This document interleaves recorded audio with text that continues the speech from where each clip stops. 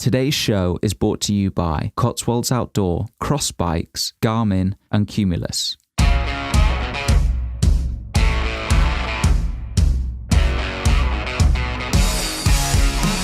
Hello and welcome to We Need More Heroes. In the age of Donald Trump as president and Kim Kardashian a role model for millions, it's easy to lose hope. But there are still brilliant people out there who can inspire us to live better. Join me, George Beasley, on a mission around the globe to find them. We Need More Heroes aims to inspire and guide ordinary people to live extraordinary lives. Visit weneedmoreheroes.co for show notes and more info. If you enjoy the episode, please leave us a review and rating on iTunes and subscribe if you'd like to hear more. Thanks for listening. Hello and welcome to another episode of We Need More Heroes. Today's guest is a friend of mine who also grew up in Shrewsbury, a small town on the Welsh-English border, although he's now living it up in Sydney. He's been involved in loads of cool and interesting stuff, which I can't wait to get into, including cycling the mammoth journey from London all the way to Sydney, some nearly 40,000 kilometres. And his most recent escapade is his online adventure community, We Are Explorers. So without further ado, Henry Brydon, welcome to the show. Hey George, thanks for having me, mate. It's good to have you, buddy. So, how's things going for you, Henry? Mate, all good. Aside from obviously what you just mentioned, I guess the big adventure that's just kicked off for me is welcoming a little dude to the world about 7 weeks ago. So sort of getting my head around that complete life shift. But yeah, coming to terms with it, just about keeping my head above water, I think. Awesome. Good stuff. I'm sure it's been a long day for you and with the Baba as well, but I always just like to start with these quick rapid fire questions to get the juices flowing. So, Sure. I'm going to ask you three little quick ones. You just say the first thing that comes to mind. Doesn't really matter what it is. Ready? Right, okay. Batman or Superman? Batman. Good. What did you want to be growing up? Fireman. Maybe watching the Fireman Sam cartoons as a kid. I think that was probably my hero for a little while. And then final one, if you could have any superpower, what would it be? Oh, I think probably the ability to be invisible. I think that would be pretty gnarly and probably open up opportunities to probably see and experience some pretty mad stuff. Lady showers, first thing. Oh, mate, definitely get your creep on. Yeah, definitely. Let's not get too far into that, mate. So Henry, obviously we know each other, but for listeners, can you just give us a little bit of background on yourself and a little bit on your story? Yeah, sure. So as George said, brought up in Shrewsbury, and as most people from Shrewsbury do when they get to an age where they can actually leave, they do. Yeah, so I went up to University of Newcastle, then down to London, spent a few years where it's supposedly sort of paved with gold, spent a bit of time in Dubai, and it was actually when I was in Dubai that the bike trip idea sort of finally came to a head, and went back to the UK to save some money, and then did the adventure, and have since been sort of readapting to society slowly but surely, and I guess meanwhile trying to kickstart my own adventure business. So what was behind the move to Dubai? What I found with a fairly nondescript degree like business management amongst many other students with nondescript degrees is that you head down to the city, and it seemed to me like there was two options for a man with a business management degree who wasn't hugely academic, and it seemed to be either real estate or recruitment focused. And I ended up taking the red pill and did the recruitment thing, which I'm sure some of your listeners are recruitment consultants, so I don't want to speak too poorly of it. Let's just say it wasn't for me. But having done it for a couple of years in London, I ended up choosing to do it in Dubai as a kind of almost like a half-assed escape. Like, it was certainly getting out of the London environment, which I was sort of getting a bit frustrated with, and wanting to sort of see somewhere a bit different, but not taking the full leap, and sort of staying within, doing a job that I was, I guess, comfortable kind of doing. But I think it took, 6 months of being in Dubai, and that I really kind of realised that I need to do something about this. And that's kind of where the leap came from. Did you have a moment where you just said, okay, no more, I'm going to do some adventurous shit now? Or was it just like a slow and steady grind to a halt where you just thought, I've got to do something else? Good question. I mean, it was a slow and steady one in many ways. I think I'd been brewing for quite some time, and I got to a stage where it was almost a kind of a tipping point. I sort of felt like I had all this energy to do something fucking awesome, and I was, I think, 24 at the time, and I felt like this is the best years of my life, and I felt like I was wasting them, really. It sort of got to a stage in Dubai where, in fact, the job that I was doing kind of fell through. The timing of it was pretty dreadful to move to Dubai. I was recruiting into the banks basically moved there in 2007, 2008, just as everything was going completely tits up. And so the industry was really working against me at the time anyway. But a combination of factors meant the job didn't really work out anyway. And I think coming to the end of that job, it was, I guess, forcing me in a way to take action. And I think a combination of that immediate environment with, this brewing sense of, I have to do something different. I have to make a change now.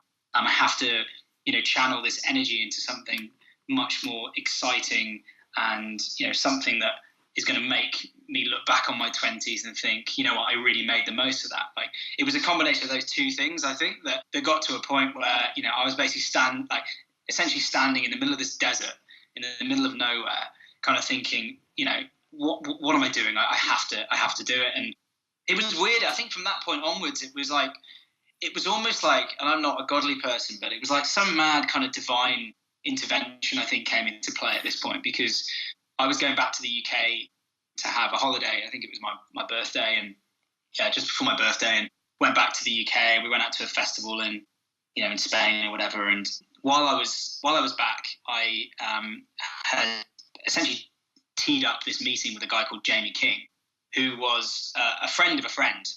That meeting was teed up from a guy who I knew, who said, I know you've been talking about doing this bike trip. If you are serious about doing it, you should, I'll put you in touch with my friend Jamie, because when I worked in London, he was always talking about wanting to do this big bike adventure.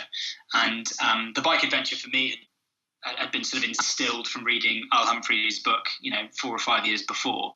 And basically when I went back to the UK, the very last night before I flew back to Dubai, I went to go meet Jamie in the pub. And I held some hope that it was going to become something, but I didn't realise quite what that meeting would essentially, what kind of a journey that meeting would really kick off for myself and for Jamie. But we essentially, I think we met in this bar in Soho, which sounds like a dodgy place for two men to meet. But we just hit it off straight away. I think, meeting someone with those common interests and those common sort of goals, and the sorts of things that have been keeping me up at night for years have been keeping him up, and we just basically just like combined forces with our thoughts, and it was just this vortex of awesomeness that we were sort of sucked into. And very, very quickly we plans initiated. So like I got back on that plane to Dubai, and I'd gone from feeling like a fairly lost 20-something recruitment consultant to feeling like I'd just been supercharged again, and I suddenly had excitement back. And I believe that happiness stems from really being excited about something. And it was, the transformation was huge, and I scribbled on every bit of paper I had in my bag on the plane in terms of what this escape plan was going to be, and what I needed to start doing. And so it seemed like you had a perfect storm of things with the job. It was a real catalyst that meant that you actually ended up taking the leap. And so many people who I talked to are in a similar position to you, and where I think I was before I decided to go on our adventure. But so many people don't have that catalyst and just sort of keep trundling on. So I think there's a lot of worry that they don't know whether they really do want a huge change in their life, or whether they really should be planning this adventure, because generally it's sort of a little bit shunned. People think that by the time you're moving through your 20s, then you're supposed to be getting your shit together, having a mortgage and all that kind of stuff. So what advice would you give to people who are perhaps not happy in the same situation that we were, but don't quite know whether to or how to take the leap? It's tricky. I mean, from my side, it's almost like careers can be a bit of a trapdoor. And the deeper you get in, it's sort of harder to get out, particularly if you're successful. And, I'd like to think that everyone who takes up a career in London or wherever they decide to go, they make a success out of it. And a lot of the times, with success comes more money, and that breeds further security, and it sort of gets a bit harder to get out of it. And I was very lucky in a way. It didn't feel like this at the time, but the fact that I didn't become a hugely successful recruitment consultant was probably an absolute blessing in disguise, because it forced me away from getting into that, deeper into that trap, if you like. Yeah. And I guess I was fortunate in a way in that I had an idea. I had this seed that was planted a few years before from reading Al's books and reading around this idea of sort of vagabiking or whatever you want to call it.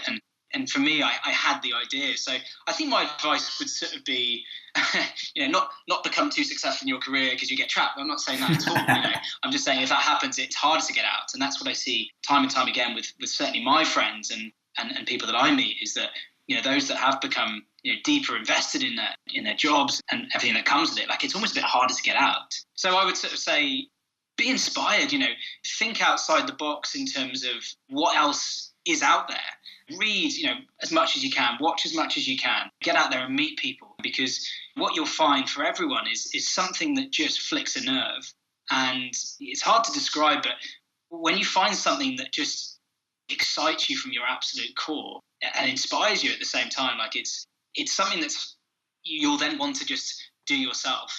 And so I would just sort of say to those people that are in that position and they haven't got that, it's just to keep an open mind and get out there and find that something to sort of aim for.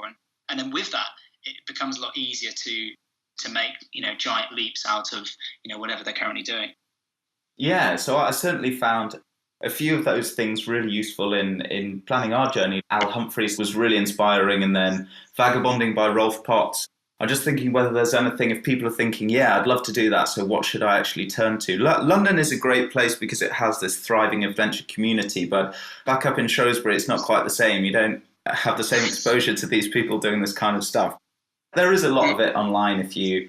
Absolutely, George. I was going to say, one of the big things that I found that was sort of kicking off back in 2010, 2009, when I was planning the trip, was Escape the City, which is really defines, I think, quite a big movement that's sort of happening across society, really, where, you have these hugely skilled and intelligent, driven, ambitious young people. And I think you're probably a really good example of this as well, George. Like, get into great jobs, great careers, and with the promise of everything, and really getting a few years in and thinking, Christ, like, is this it? Like, is this me? Like, looking around the office at, people who are, a few years down the line and perhaps not the kind of people you sort of aspire to be. And, I think that platform, Escape the City, has been huge in kind of providing information and inspiration for people that want to make the leap, but also like a real practical resource for opportunities. And it was just starting out. A couple of friends of mine actually started it, and it was a really big thing when that got going, and it was certainly helpful for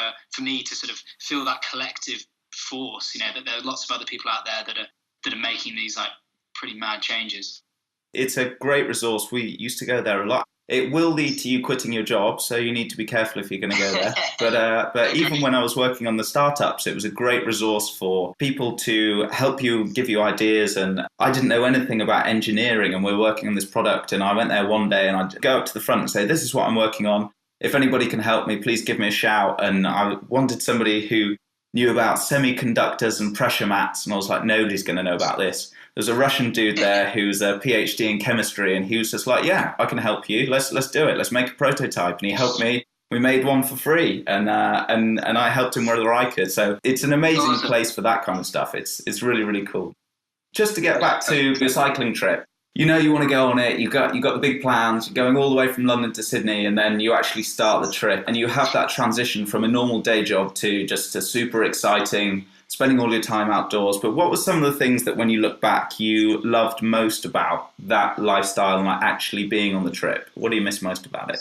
I mean, there's huge list, but I think one of the most memorable, I guess, feelings from that trip was waking up every day and not really knowing what's going to happen. Like, it was the unpredictability of the whole experience that was really exciting for both Jamie and I. Like, I guess that's what we try and escape when we do these sort of adventures, is kind of going into the unknown a little bit, away from the predictability sometimes of the grind. And I just remember unzipping my tent every morning, and it might have been minus 20 degrees, it might have been 30, 35 degrees in a desert, but you'd wake up and you'd be like, I have no idea really what's going to happen today. And it was just the best feeling in the world, particularly on a Monday morning, because we knew that not long before it was.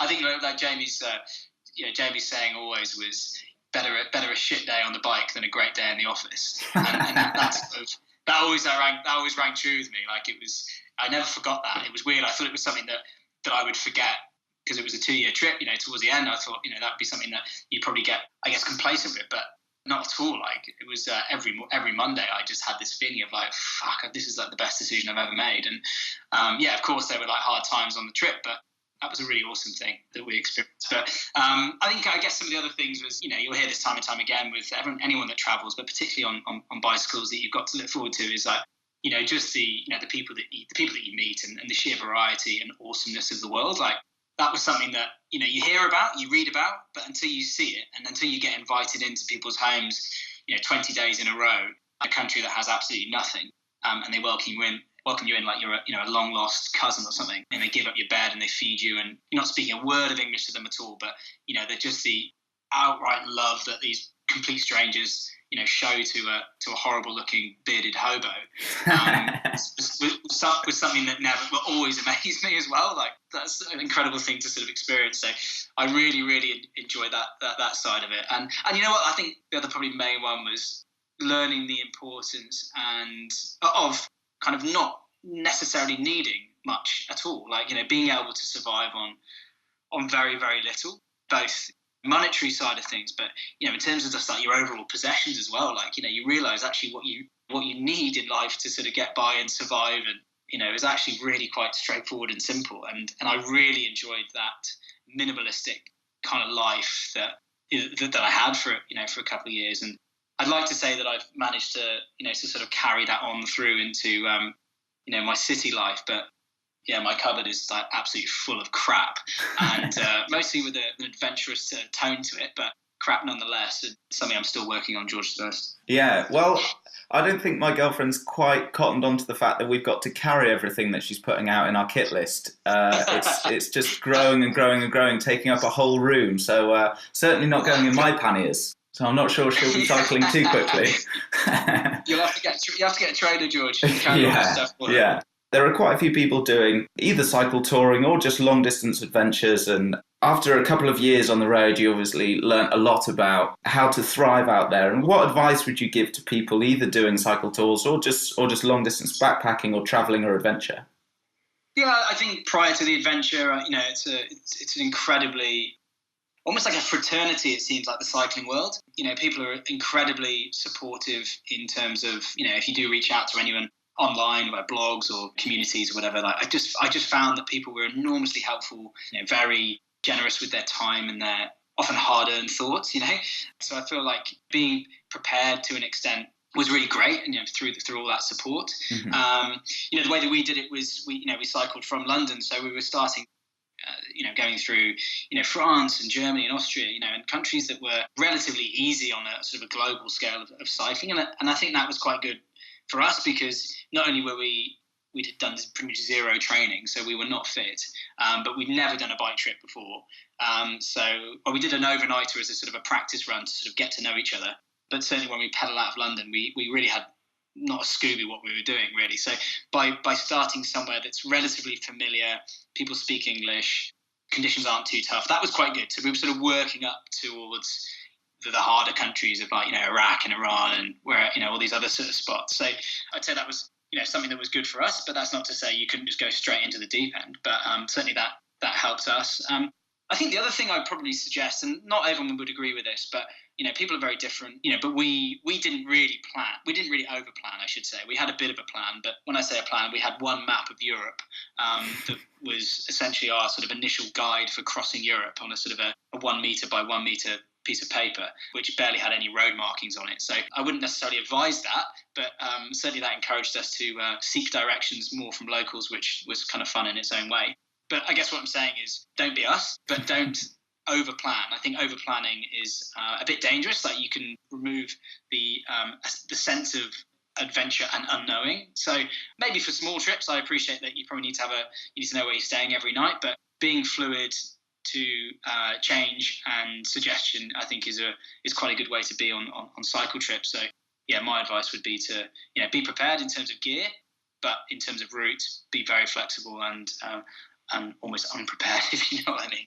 It's actually surprisingly difficult because I'm not so much a planner by nature, but because when people go on these trips, there tends to be a fairly long lag time between the idea and when you actually go, so you have to save up money. But it's quite difficult not to plan because you're so used to, maybe especially working in finance and everyone's just talking about risk management, you're so used to planning and everything in your day is not really spontaneous because spontaneity can lead to bad outcomes. But it's so different running a business or working in finance that is to having one of these adventures. Like everybody who I talk to who's actually done something, they always seem to echo your advice there. It'll be okay, don't worry, just go with the flow, and that's why you're doing it, to get away from this rigidity. Yeah, I think that's a really good point, and it's very easy for me to say that as someone who has done the trip now. I think if you'd asked me this in the weeks leading up to it, probably would have given you a slightly different answer, certainly to my parents anyway. But yeah, the idea being that I think it takes getting out there and just getting into your flow to really understand and appreciate the need for spontaneity, like you say. And I think plans slowly dissolve to an extent, and you're much more at the whim of the adventure itself, and that's suddenly really cool. And not forgetting that, and where you're going, for example, you will have visa restrictions, and you will have days that that you'll need to cover X to get there. And of course, there are moments where, of course, you'll have to plan and stick to something fair, like a fairly strict routine for a few days to sort of bolt it to a border. But I think as a general rule of thumb, putting yourself up to, like I say, the whim of adventure, I think is a much better way to roll. Yeah. So I'm sure after going through all those interesting countries, you had some close shaves, but what's the one that sticks out in your memory? Or I imagine with a Brydon involved, there were some. Yeah, I can't possibly share all of them with your listeners, George. But I think a couple that are good ones at, I guess, dinner parties are. We had a couple of dodgy run-ins in the Middle East. I think the one that sticks out was when we were crossing back into Turkey from Syria, and this is in end of 2010, just before it got really really fruity out there. But yeah, when we came back in, it was night time by the time we sort of crossed the border, and we ducked into this sort of, we sort of crossed over, and literally not long after getting out the sort of border town, we sort of tucked into a field that we thought was going to be pretty accommodating. It was I remember it really muddy. It just been like rotavated, this field, so it was like real deep mud. It wasn't ideal, but we couldn't really sort of find anywhere else, so we sort of ducked in there and pitched up this tent and sat outside, and all of a sudden we see this truck or this 4x4 sort of roar over this hill in the distance with its full beams on and charging through these fields coming towards us. And we'd actually, at that point, we weren't even that worried about it. We just assumed it was going to be like a farmer, an inquisitive farmer, which had happened quite a bit, and they come over and they see who it is and they realise that we're fairly harmless and leave us to it. But this car sort of pulled up and outstormed about 10 fully balaclavaed up, camoed up individuals, most of them with semi-automatic rifles, and they were straight onto us. And I mean, straight onto us. They jumped on us, they upturned our tent, they went through all of our bags. They had a sort of like, one guy on each of us kind of holding our arms behind our back. And, we'd been joking in a way about the whole hostage situation and very much tongue in cheek, but we both looked at each other and we thought, fuck me, like this is game on. Normally when bad things happen, we'd think, it's going to make a great blog. But I think this time we were thinking, shit, I don't know if we'll be able to blog again. Like generally it was real fear that we were feeling at this point. And there's one guy in particular, I remember, like he had a gun right up in our faces, and some of the other guys had taken their balaclavas off, and he was really getting into it. And it was hands up at the time at this point. We were like, shit, basically. And eventually after about sort of 5-10 minutes or whatever of sort of scuffling around, one of the guys pulled out our passports. And it was only then that people seemed to sort of relax a little bit when he was sort of talking to the rest of them in Turkish. And as it turned out, they thought that we were Syrian border jumpers, and they thought that we, literally just popped over the border illegally. But what they'd also pointed out is that about 3 or 4 meters away from where we'd camped, at the back of the field was a live minefield that actually separated Syria from Turkey. So actually, not only did we sort of get off quite lightly there, but they pretty much saved our bacon from a pretty interesting toilet visit, I imagine, in the middle of the night. So yeah, so it was pretty hairy. We ended up they asked us to sort of move somewhere else, and yeah, we managed to sort of find some other field to sort of sneak into, and we weren't bothered. But yeah, that was a real shit your pants time that always sort of is etched on my memory. That man with a balaclava and a gun in your face. So you had this awesome adventure. You nearly got blown up sleeping in a minefield. You got to Sydney, and then you'd done this incredible trip. What was it like when you'd finished, just thinking about what might be the next step? Yeah, it's a really, you don't really prepare for that bit. I mean, I was sort of, I was excited about reaching Sydney, but I was also dreading it a little bit because, I didn't really, I was loving being a nomad, and I really didn't want to get back into any kind of sense of normality, really. And, we had plans to head over to South America, and we were going to go pack rafting, basically just continue the adventure and never really stop is sort of where we're at. But I think what I realised when I got to Sydney after being away for 2 years is that it was quite nice to spend time with people more than just a couple of days. It was quite nice to make a bit of money again, getting a job, and it was quite nice being in a familiar territory. So it sort of very quickly sucked back into it. And don't get me wrong, there's far worse places to be sucked into than Sydney. But I think it took about 2-3 months of, kind of getting lost in this whole kind of readaptation thing that I actually realised I was quite, not miserable, but it just really sunk home that the trip was over. And that was really hard, that was really, really hard. I was missing that unpredictability as we're talking about. And I remember I ended up getting a job. Would you believe it? Like, you have all these ideas on the bike trip. I mean, all sorts of amazing ideas for, doing some crazy stuff with your life. And I just sort of got sucked back into city life again. And I had an office job, and I was sat there staring at a computer with a, phone next to me. And, I was just cracking on with a 9 to 5. And I remember it just at that point thinking, Christ, have I really done this? And that's where I just had to have a total reality check again and be like, no, I didn't make this crazy change in my life to be sat behind a computer working for the man again. And so I actually quit that job after just a few months and went off to go and pick some fruit in a field and basically get back to nature a little bit, but also sort of have a crack at take 2 of readapting, and that was a really good thing to do, because when I came back I was sort of much more prepared for actioning some of those things that I actually wanted to do and that I'd spent so many hours thinking about on the bike trip, which was basically launching a business called We Are Explorers, which is, it's kind of adapting into all sorts of different things, but it's kind of an adventure brand. And at the core of it is we've built up this quite big community, both online and offline, an adventure community. And what we are totally focused around is weekend adventures. So basically taking this idea of kind of a really big trip and all the cool things that you can feel and get out of a big adventure, but cramming it into just the 2 days that we're all entitled to, or most of us are all entitled to each week.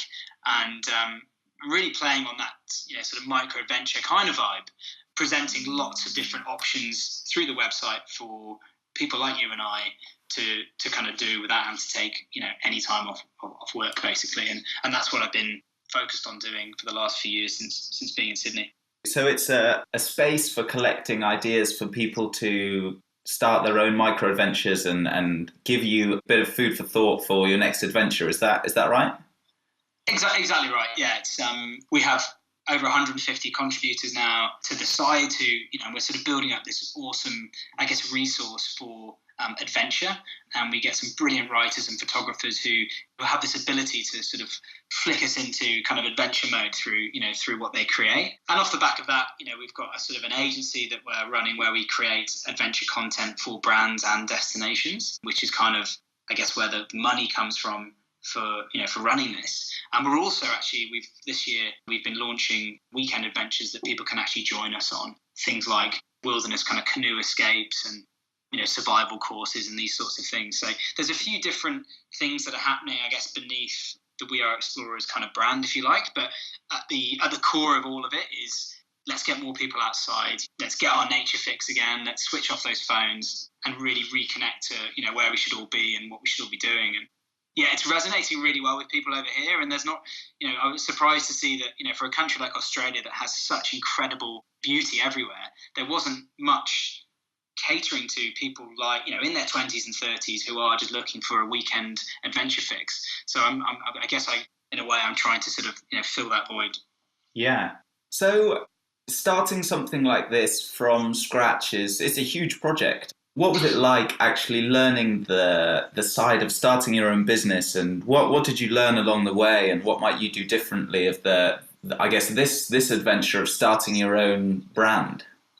I think doing the bike trip, gave me a degree of confidence, I think, and it was something that was probably missing beforehand. Like I without being too dramatic, like I didn't feel like I'd really ever achieved anything particularly huge before.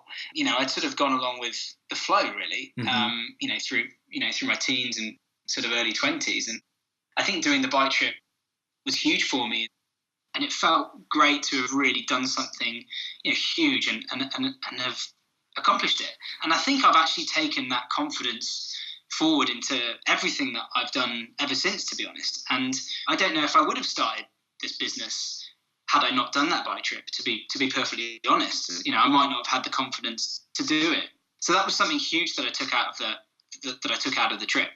And really, I think combining that with, the fact that I am a bit of a delusional optimist anyway, just in how I am with everything, is I think the combination of those two things meant that, I kind of had a sort of a why the hell not kind of attitude, really. I've got this idea. I proved to myself that I can probably do it.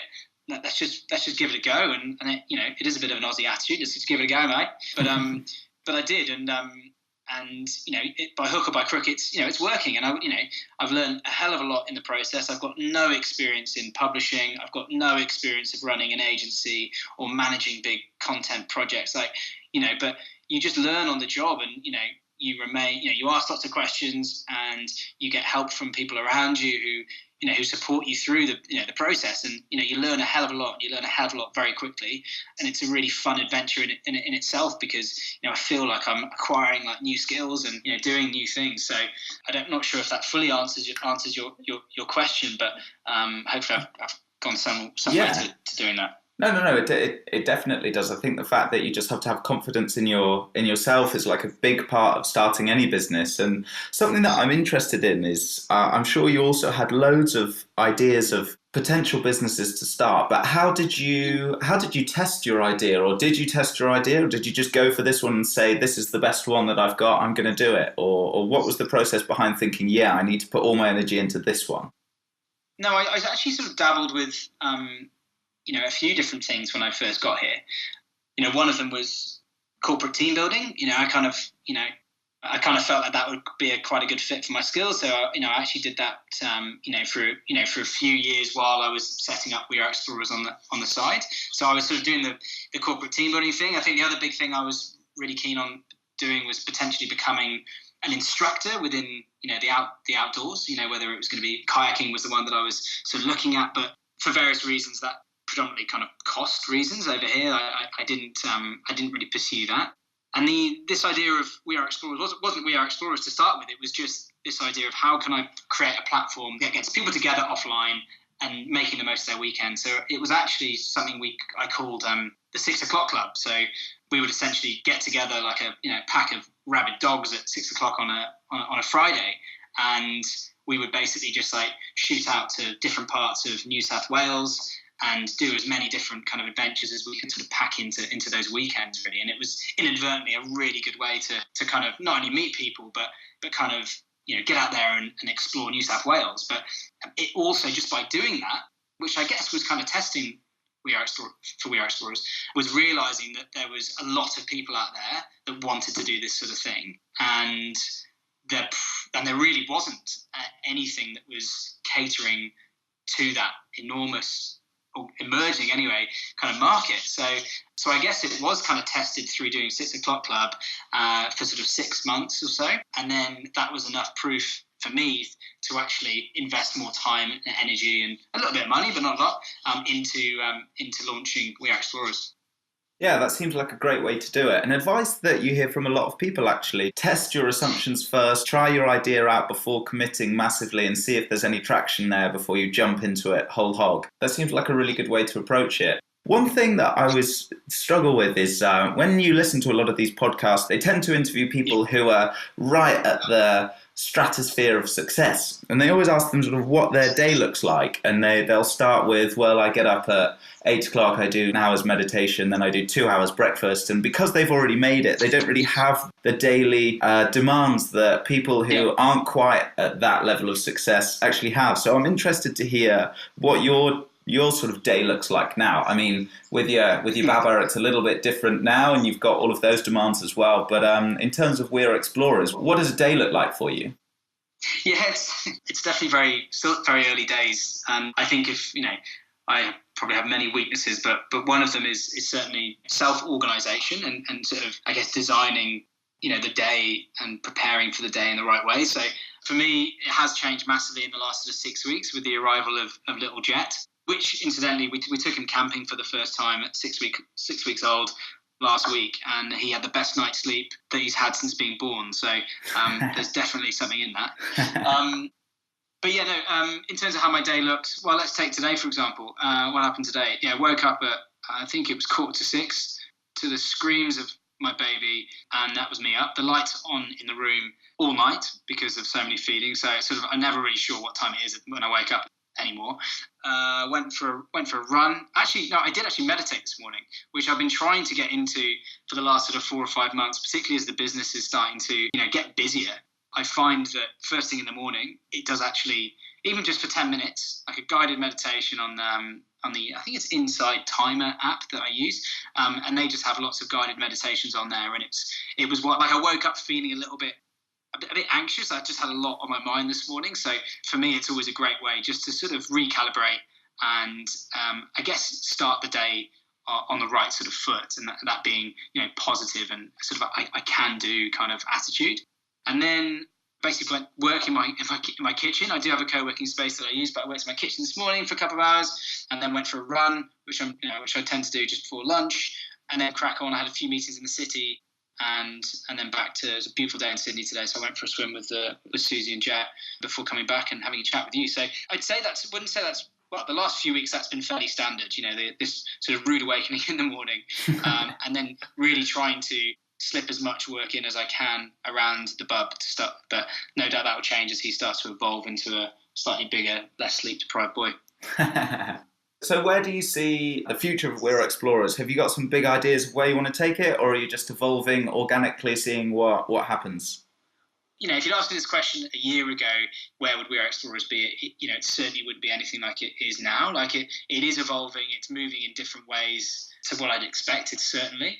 I think what I'm trying to focus on at the moment is really becoming a sort of a go-to kind of voice in Australia for not only just adventure, suggestions, but also kind of adventure writing as well. We really want to sort of basically be a collective of really great, creators, across written word to photography and videography. And I really want to develop the website to be, something that people come to just really get inspired and informed. The agency side to the business is one that's really starting to get going now, where we're working with destinations to, really help sell those regions.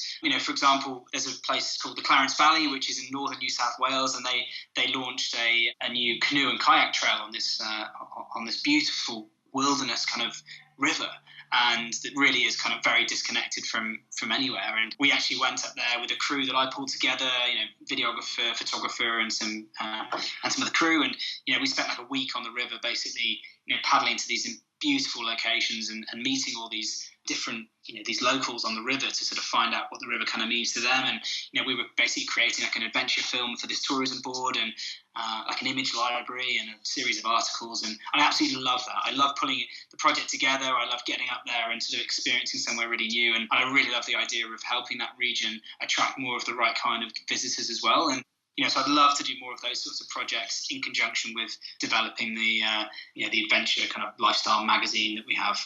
Yeah, that sounds amazing. What a cool job that you've created there, Henry. That's incredible. It's got a long way to go, but it's good fun. It sounds amazing. So thank you again so much for your time, Henry. I've got 2 really quick ones that I always ask just for the end if you've got time. Yeah, sure. So the show's called We Need More Heroes, and it's about people becoming, I guess, the hero in their own story, as corny as that sounds. It's important to take the time to realise what you want and really work out what's important to you, a bit like you've done on your adventure, and then reshaped your life in a way that now it sounds amazing. But it's always good to have some inspiration and hear from other people. So who are some of your role models? Who are some people that you really look up to that you'd like to follow the example of? I think some of the names that you've actually suggested towards the start, I think for me, my entry to this change in, my life has come from doing this bicycle trip. And, kind of what got me inspired for the bicycle trip was Al Humphreys. And I'm sure, there's many people out there that would also, say the same thing. And, Al's been a really brilliant person who's kind of, whose books I've read and who I've actually, met. Like, he went to the same school as me, actually, just a few years kind of above it. He was really instrumental in flicking the switch for me. I'd say Tim Ferriss with a pinch of salt has been really, really great. I really love following along with what he's writing and his podcasts as well. I kind of, this idea of lifestyle design is semi kind of glorified in what he writes, but there's so many lessons in there that, I think you can sort of repackage in your own way and actually, change the structure of your life. So, I kind of feel like, those two are probably the first two that sort of spring to mind. Yeah, absolutely. And the final question, which is sort of similar, I guess, is do you think that heroes are born or made? Do you think it's nature or nurture, genetics or experience? No, man, I think, the only way you can possibly answer that is through experience that these people are, kind of come to be. And, you can, in a way, train yourself to be, and it's through, sort of baby steps, really. You're not necessarily going to wake up and put on crampons and go climb a goddamn mountain. But I think there's plenty of things that you can do, to kind of, I guess, take those steps towards reaching that goal without necessarily being born with that gene pool. Yeah, definitely. And it's an encouraging thought as well, because it means that we just need to put in a bit of effort and we can all achieve greatness in some sort of way if that's what you want. No, anyone can do it. Absolutely anyone can do it. And if you think otherwise, it's a waste, if the idea is there, you've got it, and there's enough passion, like there's no reason why anyone can't achieve what, their wildest dreams, really. Love it. Absolutely love it, Henry. Just feeling full of inspiration. Can't wait to go and seize the day and all of that shiz.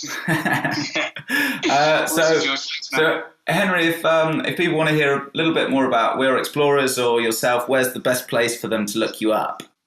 Yeah, mate, best place to go is probably just weareexplorers.co, and on there is kind of you can get channeled off to all our different kind of areas, but that's the kind of the main website. And if you want to get inspired for travel around Australia and New Zealand, then that's the place to be. Awesome. Thank you so much, Henry. No worries, George. Thanks, man. Look forward to speaking to you again soon.